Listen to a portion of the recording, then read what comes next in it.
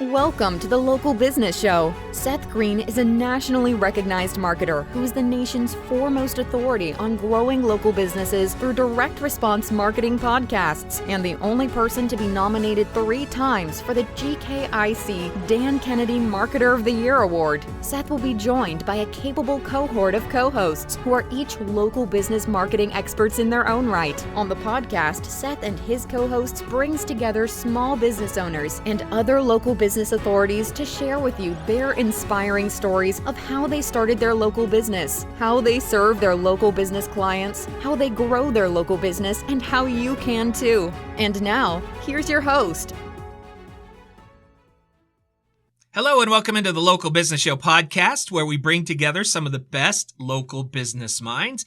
My name is Jay McFarland, and I work with Les's Results Pathfinder team at Umbrella Local. Les's team works with accounting and bookkeeping professionals. Today, I'm very excited to introduce you to Arielle, Alipio, and Jason Smith with Fix My Books. You're going to get a great sense for their passion. And I really encourage you, if you're a small business or if you have any other accounting or bookkeeping needs, to look in their direction. All right, Arielle and Jason, it's a real pleasure to have you on the show today. I would love to know a little bit of the background of each of you. Maybe, Arielle, we can start with you. How did you end up in your current field?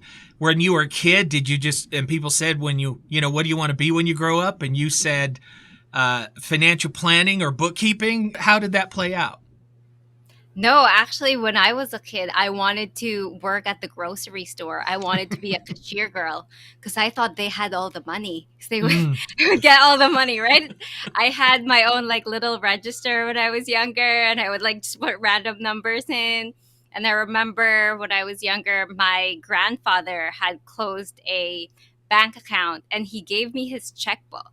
So I was writing random, just checks to everybody with all these void checks. And that's what I really wanted to be. I wanted to be the boss. I wanted to be the one to write the checks and get all the money. Yeah. And I guess it kind of turned out that way. As a bookkeeper, you're in charge of the money and writing the checks. Yeah. Payroll checks, though. Yeah, that's right. Payroll checks now. So did you, and was that your field of study in college, or how did that play out? No, I actually took up human resource management when I was in university, and I worked in that field for a couple of years. I realized that it wasn't for me. I think theory and practice are very different, and I wish I knew then what I knew now. Maybe I wouldn't have gone into that field, but we moved to Canada a couple of years ago, and that was really a chance for me to switch careers. And that's when I started.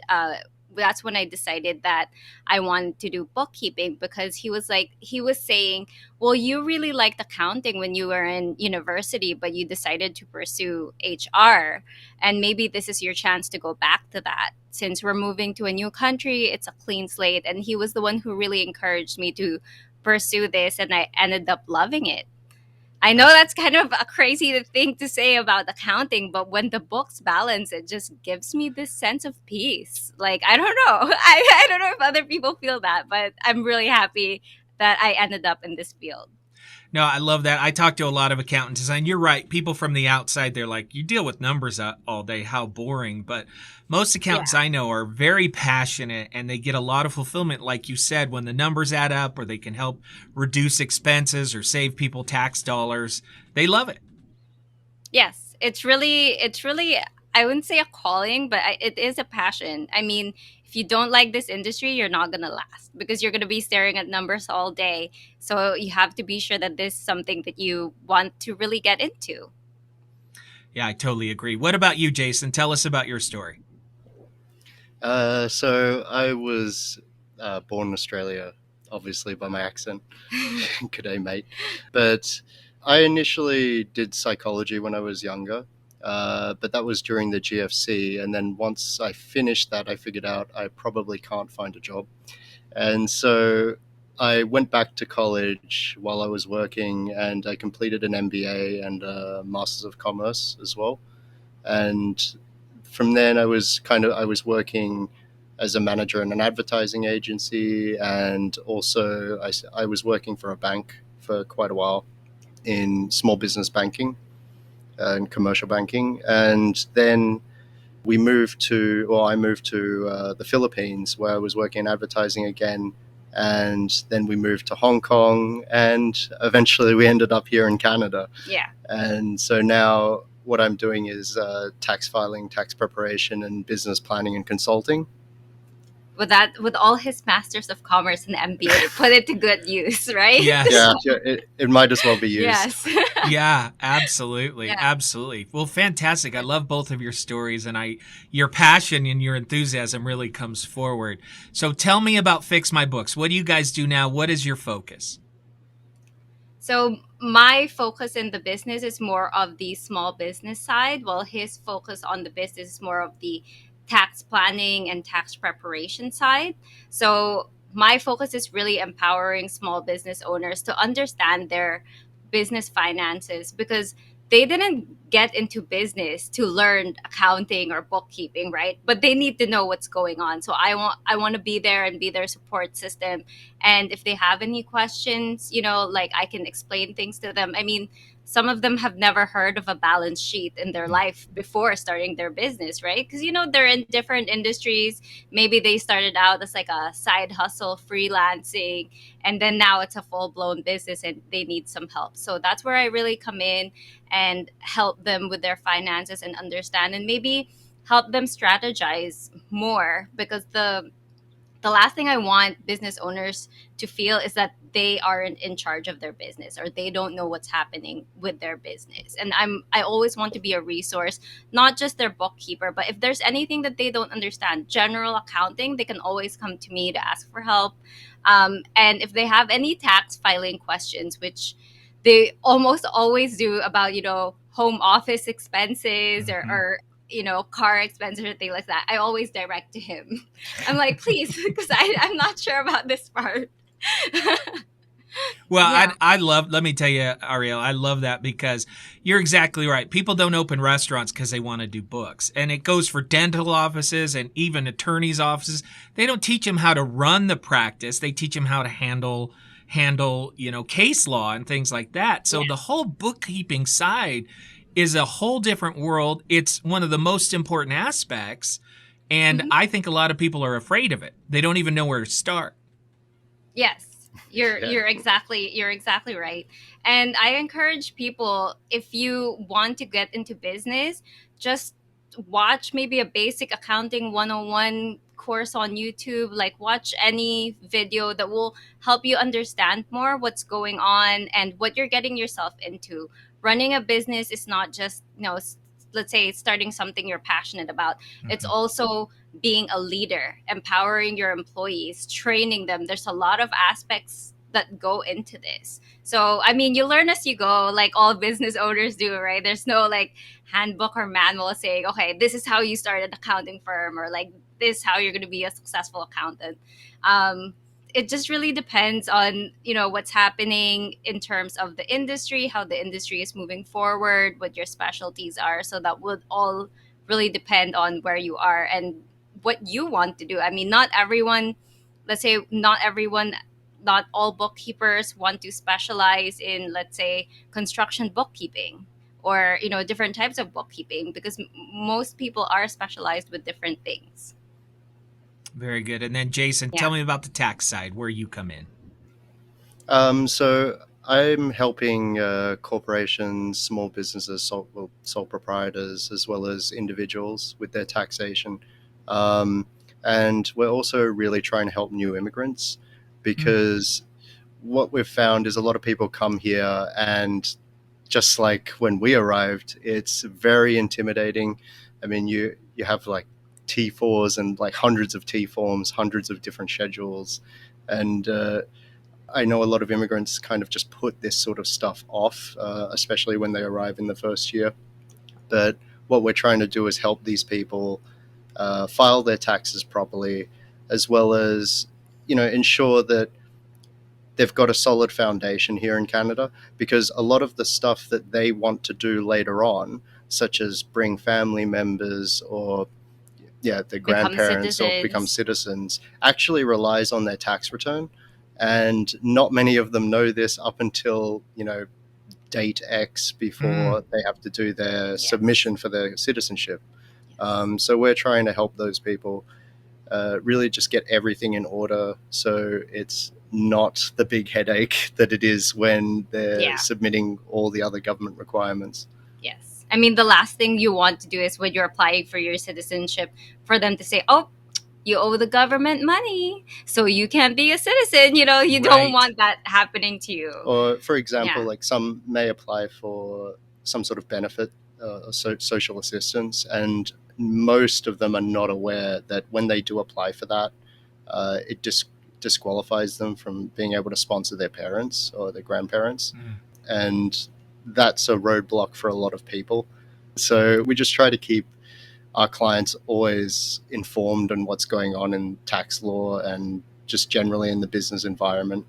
So I also work on business planning and strategy. And like, for example, at the moment, you're seeing high commodity costs generally across the globe. And this over the last year, strong demand. But is that demand going to continue going forward? Well, more than likely not, right? Because most of it was based on government subsidies. And so we don't want our clients to have that pitfall, like at the end of or the peak of every cycle, where they're buying a whole bunch of inventory before Christmas at very thin margins that won't sell. So we're just trying to consult and help our clients with that.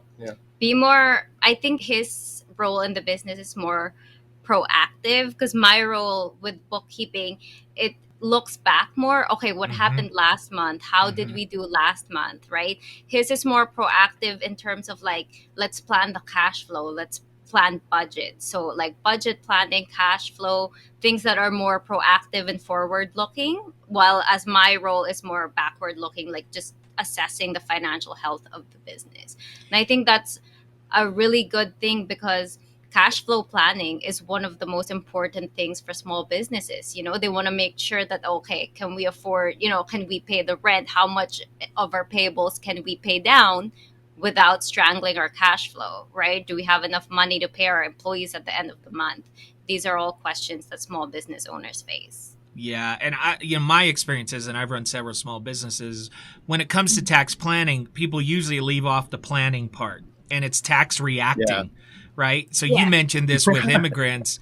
How heartbreaking to find out that because you didn't file a proper form, you can't sponsor a family member. I mean, that's just got to be devastating. And so I think we all have to change people's perspective. Planning after the fact is going to get you in a lot of trouble. So the more proactive you can be, the better. Yes, exactly. Correct. So like one situation would be, let's say someone lands here at the end of October or November, right? They're thinking, oh, it's October and the end of the tax year is December. I don't need to file my taxes. I didn't earn any income. I was still looking for a job. But that might not be the best thing for them, because, if you want to get your citizenship here and you land as a permanent resident, you need 3 years of tax returns to become a citizen. Doesn't matter if you earned any income, as long as you file the tax return, that counts. So they might as well file it instead of waiting for a whole year to pass before they file their tax return. You can't get those. Yes, the days will count, but you don't have the tax return to go with the day, so your application will still be delayed. So those are just a couple of things. I mean, we want to make sure that they get their citizenship as soon as possible. And when they do apply, nothing is going to come out of the woodwork and be like, whoops, sorry, you're not, Yeah, I'm curious, both of your perspective, how has the pandemic affected your practice and what you do? And then the follow-up to that would be, how has it affected your customers and how they respond? I think the pandemic has actually made our business more competitive in a way, because we work from home. So our whole business is run from home. And before the pandemic, not many people were open to the idea of a work from home or like virtual only business. But I think because of the pandemic, it's normalized this type of business, and a lot of people are more accepting towards it. Before, I think it would be like, where's your address though? Where's your office and things like that. But I think after the pandemic, Zoom meetings are the way to go. Sometimes even now, like I have clients and I know some offices are open, we can all, meet up for work, but they would still rather just do the Zoom meetings because they don't want to do the commute. So I think that's one thing that has really helped our business. The thing is though, with our clients, I think with the pandemics, some industries have really remained strong, but some industries have been really been badly affected, like in terms of like retail, things like that has been very negatively affected. But I do have clients in the transportation industry that's really booming right now. Everyone is shipping their products to their home. They don't really want to go out if they don't need to. And so the demand for truck drivers and logistics and things like that have just gone up. So I think it depends on what industry you're in. But overall, I would say most businesses have been negatively affected by the pandemic. Uh, but our sample size with that is predominantly SMEs. So obviously your big retailers like Costco, Best Buy, etc., have Yeah. had exemptions which have benefited them. But the smaller SMEs, a lot of them have struggled quite a bit, and we honestly take it personally because we really want to help these people, and we just see time and time again that it's just very difficult for a lot of them, especially going into winter now, where they're having to buy a lot of supplies, etc., for inventory. Sorry, for the December period, on very very thin margins.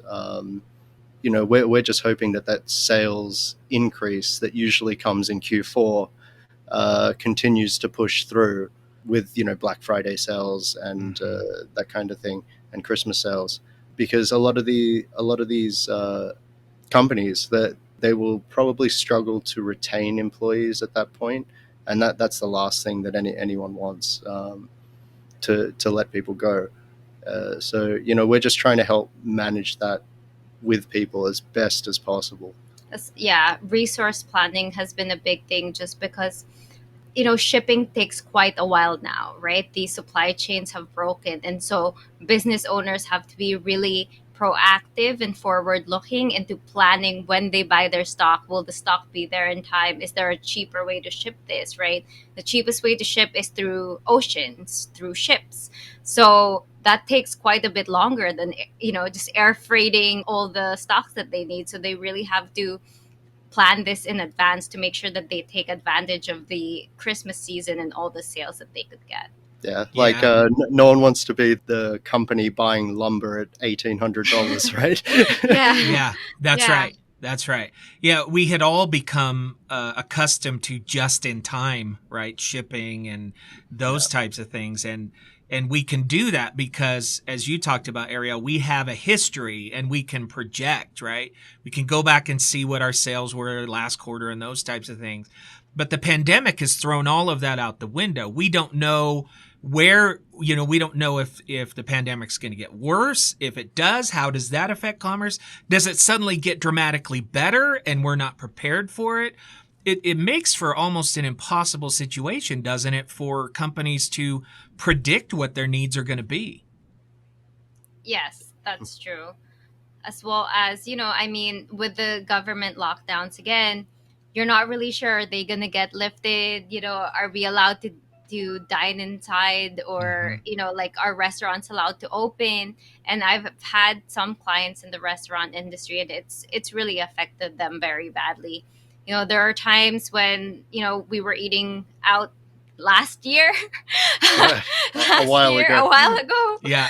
And we spoke to the owner of the business, and he said, look, like, I bought all these patio, like, dining equipment because the government said patio dining is okay, and then they took it back, and now he spent thousands of dollars in equipment that is not going to be used, right? So I think those other things as well, with the government kind of flip-flopping, have made business owners unsure whether or not they should invest more into their business, in certain things. Yeah, and then you add to that the hiring crisis. Are you experiencing that in Canada, and is that impacting your employers, your clients?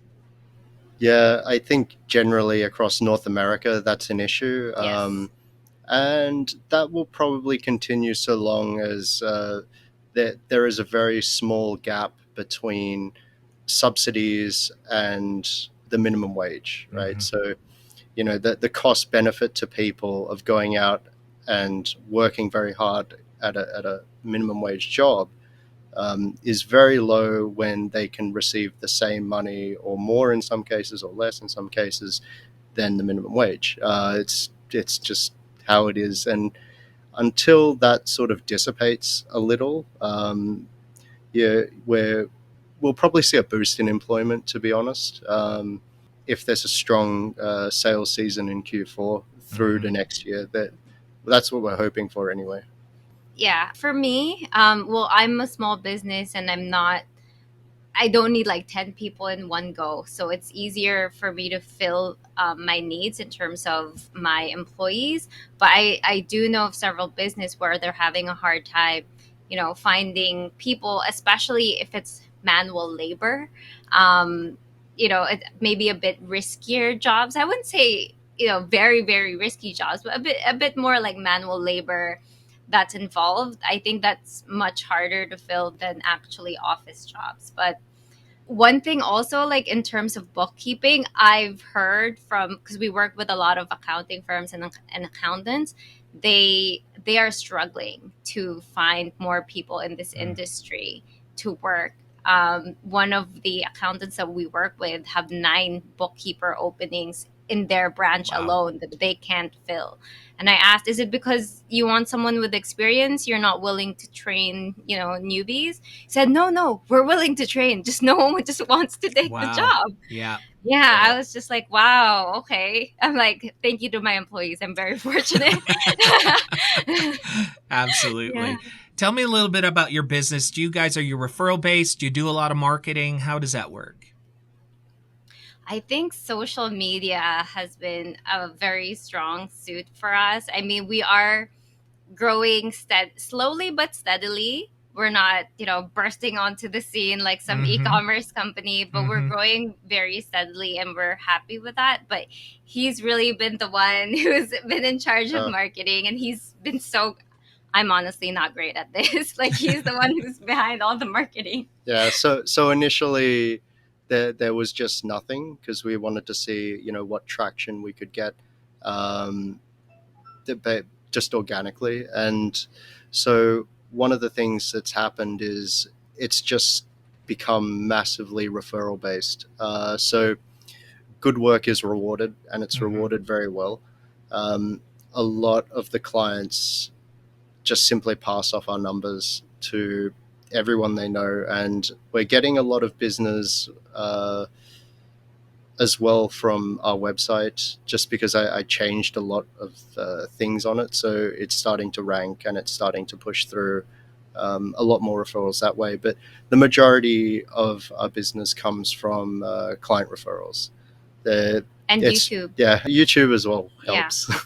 A lot of people have said, oh, I really liked your YouTube videos. I found you on YouTube. I decided to contact you. I had someone say, oh, yeah, I was watching your videos. I was trying to go through it thinking I could do it myself. But then I decided it wasn't worth my time. I said, oh, okay, sure.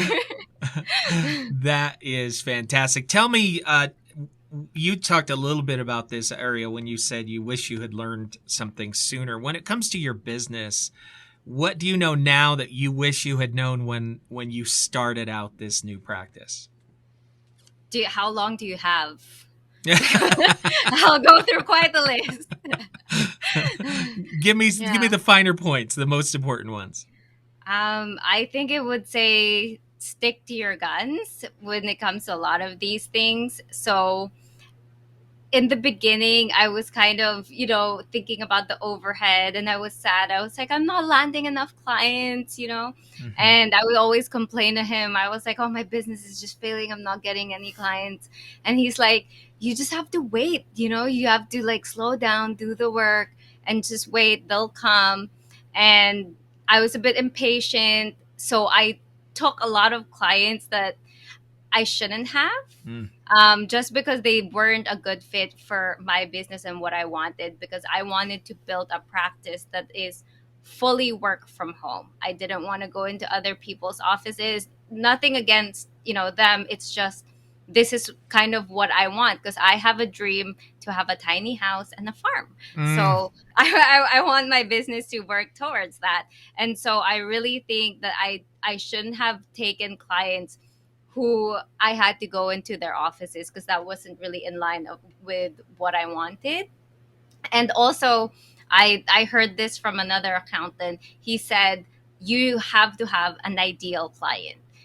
Just because someone is breathing and can fog a mirror, that's not an ideal Yeah. client. Right. Which is correct. You have to actually know what you want from the get-go, right? That's why you're starting your own business. So I understand, sometimes you do need the money, but if you can, be a bit more picky, because saying no to a client in the beginning is easier than working with them and then just saying goodbye, a year or Later two on. later. It's Mhm. much harder. Yes. So I think that's one thing I would tell people: know what you want, know what your ideal client is, and niche up, because having a niche really puts more value on your work, because you know that industry more.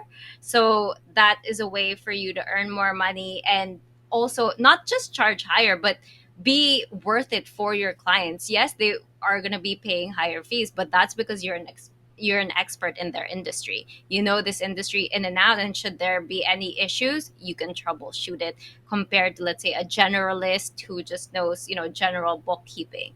Because there are different types of niches, like I mentioned a while ago.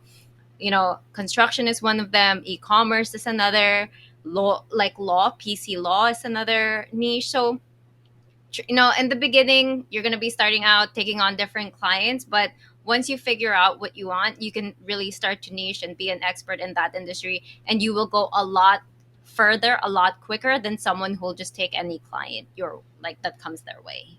I think it's fantastic advice. What about you, Jason? I've forgotten the question. But if you What do you knew, wish you If what I- do you wish you would have known back when you started? we have a saying in the bank. It's don't hit the bid, and it's don't just take whatever the if a client is offering you money and it's good money, but if the relationship doesn't fit, just kindly say no, thank you, and refer them to someone that would better suit their requirements, because much of what I've learned is that 10% of the clients that you take on will give you 90% of your headaches, and you'll simply be putting out fires all the time.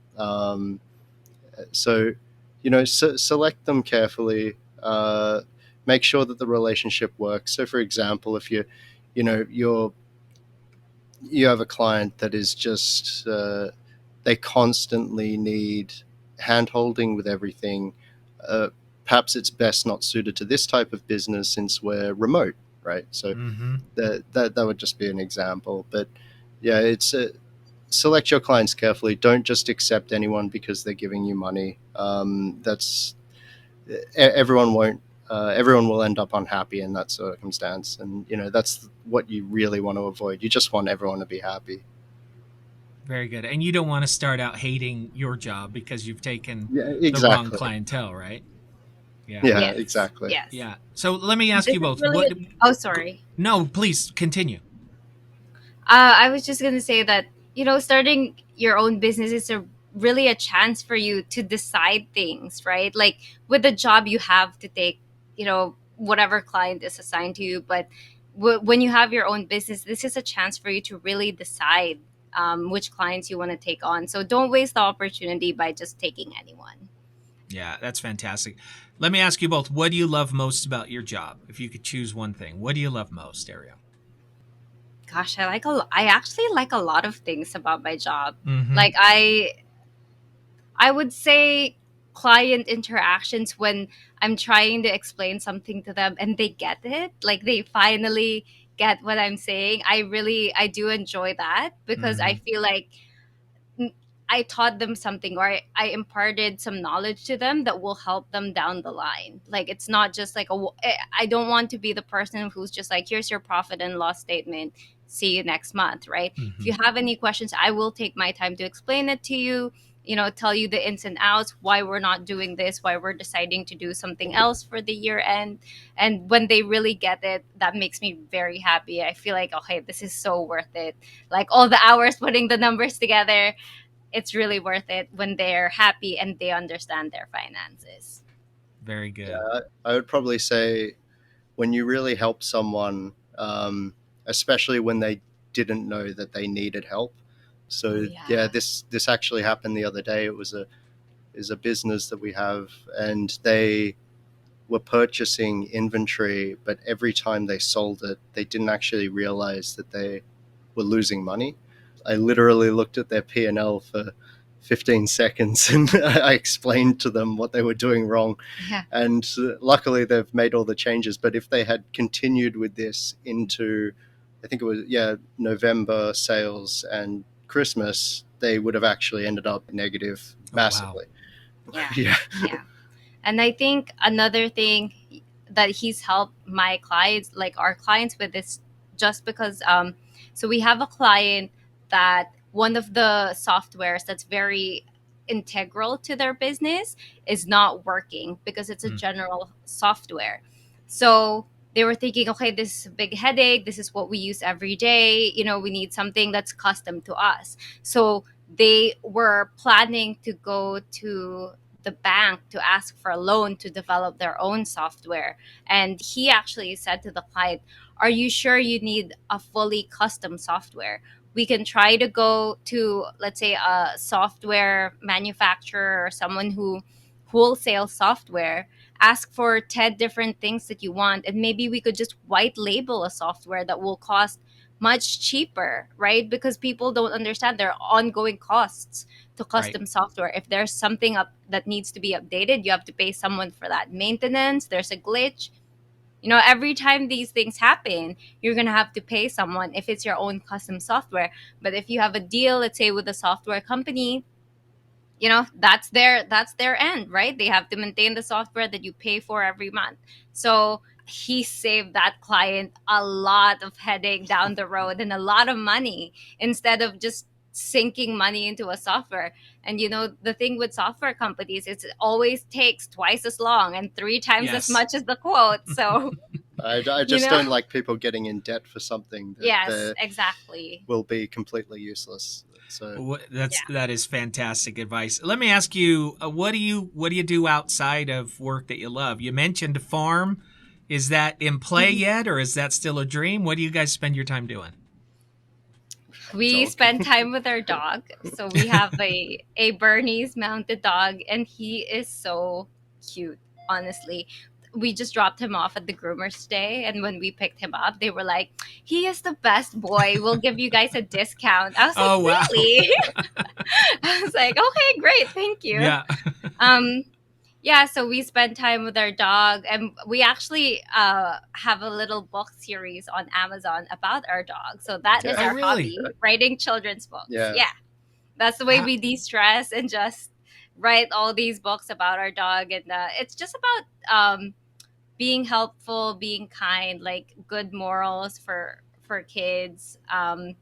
We feel like we wanted a record of our dog, like being, they don't get like a birth, they don't have, all that social media that we do, right? There's 1,000 pictures of us online. So we just wanted something that, even if our dog passes away, there's a record that he was here, something about his life and his adventures. How do people find, how do they find these stories? Let people know.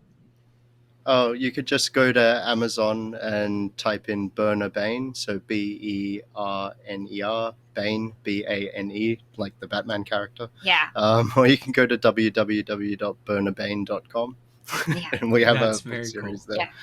And then we even have like masks and stuff with really? picture on it. Yeah. I'm going to have to check it out. It sounds amazing. Thank you.